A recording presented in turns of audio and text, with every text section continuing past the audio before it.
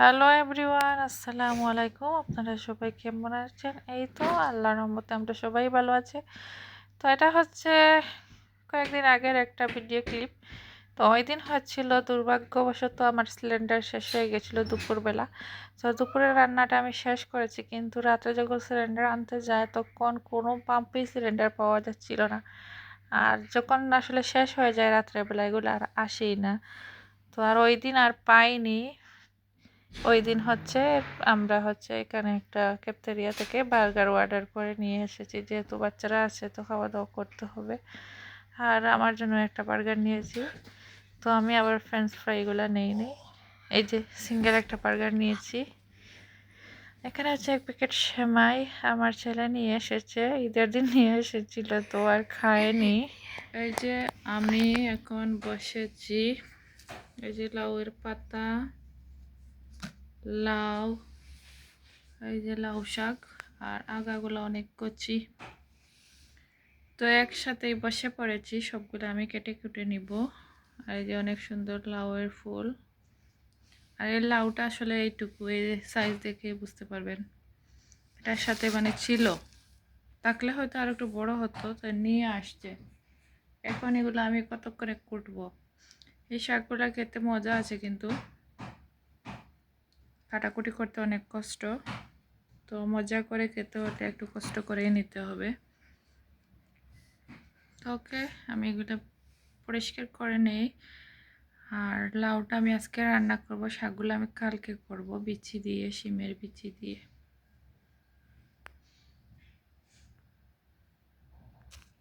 তো এখন আমি লাউ শাক রান্না করতে এসেছি। আর আজকে আমি মটর দিয়ে রান্না করতেছি। এই যে মোটামুটি এখানে হাফ সিদ্ধ হয়ে গিয়েছে। আর এই শাকটা আসলে অনেক ভালো লাগে, যেহেতু বিদেশের বাড়িতে আমরা এগুলো পেয়ে থাকি না। আর এখানে মানে এগুলাকে আমরা বলি পুকমরিচ। তো গাছের লাল লাল পুকমরিচ দিয়েছি, আর দেখতে অনেক সুন্দর লাগছে, মানে সবুজের মধ্যে একটু লাল লাল। তো আরও কিছুক্ষণ এগুলা হয়ে গেলে আমি নামিয়ে ফেলবো। আর এটা মানে চুলটা একটু শুকাবে। আর এটার সাথে যদি একটু নাগামরিচ বা লেবু হয় তাহলে অনেক টেস্টি হয়। এখানে বিকেলবেলা বাচ্চারা কিছু খাবে এরকম, তো হঠাৎ করে ভাবলাম কি বানাবো ওদের জন্য। এখানে একটা পিৎজা বানিয়ে নিলাম। আর আজকে আমি সসেস দিয়ে বানিয়ে নিয়েছি। তো তাড়াহুড়া করে মানে রেডি করে নিয়েছি। এই যে আমার পিৎজাটা বেক করা হয়ে গিয়েছে।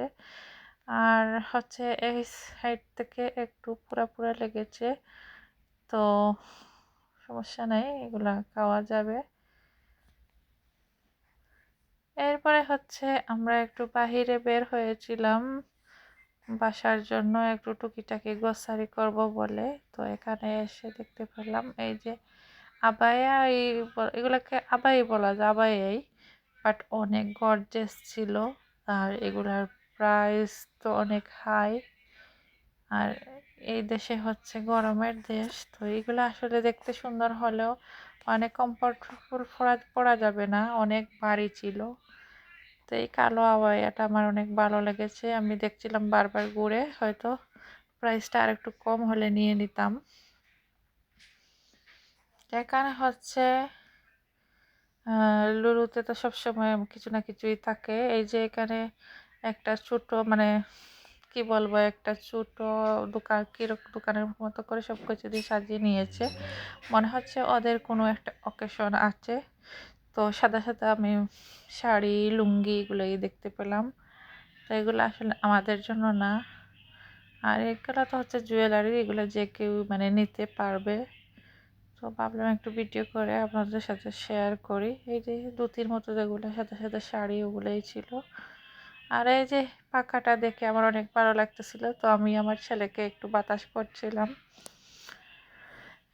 ও মানে মজা পাচ্ছিল এইটা যখন নাড়াচ্ছিলাম। ডোল মনে হয়।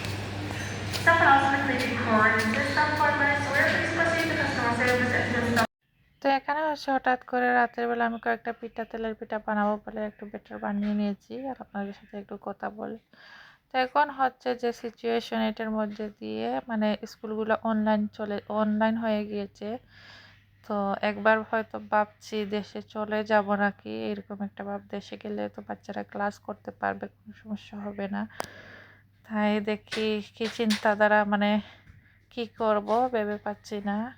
একবার ভাবছি দেশে চলে যাব, একবার আবার ভাবছি যাব নাকি।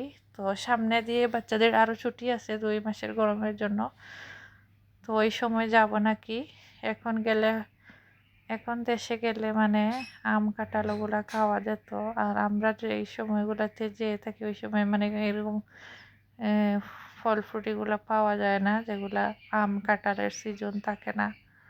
তো অনেক বছর এরকম সিজনে আসলে যাই না। তো আপনাদের সাথে কথা বলতে বলতে এখানে আমি তেলের পিঠাগুলো বানাতে দিয়ে দিয়েছি। আর বেশি বানাবো না, অল্প কয়টা।